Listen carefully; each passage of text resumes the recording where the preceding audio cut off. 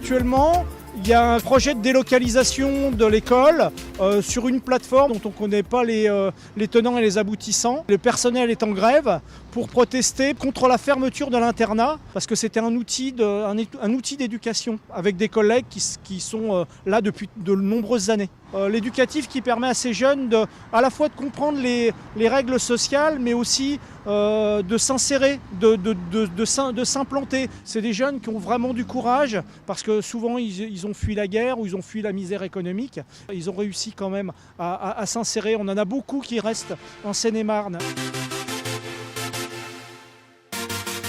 Le fait de séparer l'internat de la formation est complètement contre-productif, en tout cas pour ce type de jeunes. Ils ont besoin d'avoir les deux à la fois. C'est indivisible, c'est indissociable.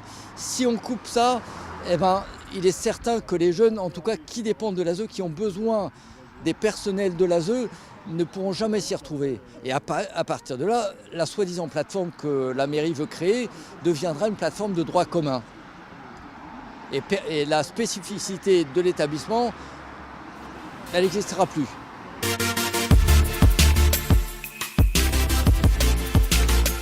Il y a des enfants vraiment qui ont des difficultés sociales. Ça veut dire que les parents ne peuvent pas.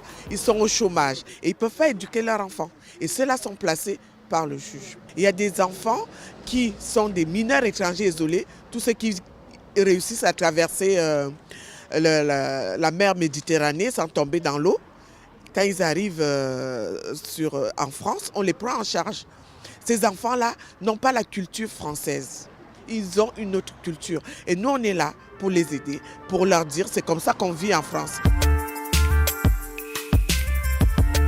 L'école d'Alembert ne serait certainement pas ce qu'elle est aujourd'hui s'il n'y avait pas eu l'internat. C'est ce qui fait la force. Il faudrait vraiment valoriser au contraire le mode de fonctionnement de l'école plutôt que détruire quelque chose qui fonctionne très bien.